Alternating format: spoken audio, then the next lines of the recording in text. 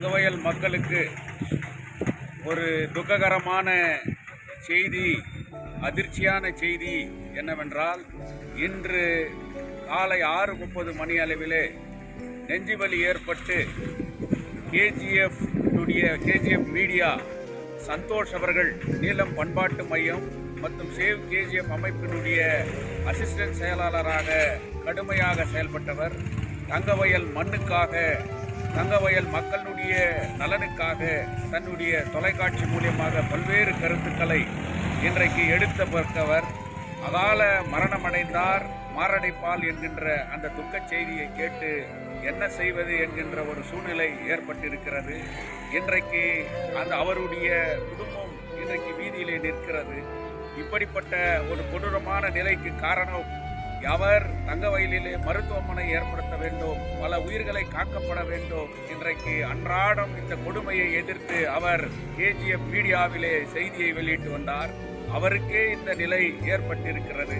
அதனால் தங்கவயல் எம்எல்ஏவை கேட்கின்றேன், இந்த தொகுதியினுடைய எம்பியை கேட்கின்றேன், தங்கவயலிலே உடனடியாக உயிர் காக்கக்கூடிய இந்த மருத்துவமனையை, இந்த மாதிரி இதய துடிப்பால் பாதிக்கப்படுபவர்கள் உயிர் காக்கின்ற வரையிலே தங்கவயலிலே பிஜிஎம்எல் மருத்துவமனையை ஒரு மருத்துவக் கல்லூரியாக உருவாக்கப்பட வேண்டும்.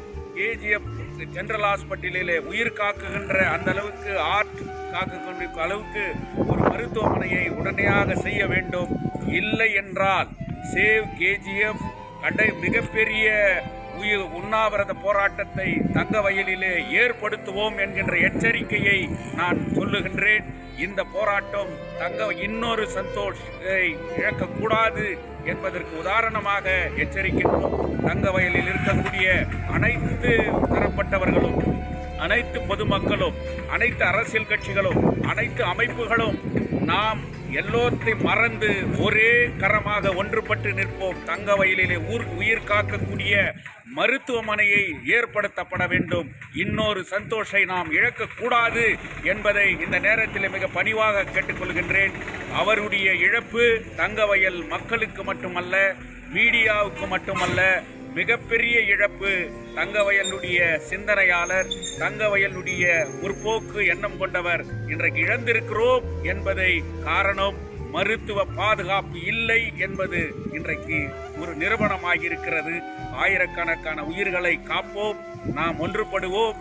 இந்த அவருடைய இழப்பிற்கு எங்களுடைய சேவ் கேஜிஎஃப் யுனைடெட் ஃப்ரண்டின் சார்பாகவும் மிகவும் ஆழ்ந்த இரங்கலை தெரிவித்துக் கொள்கிறேன்.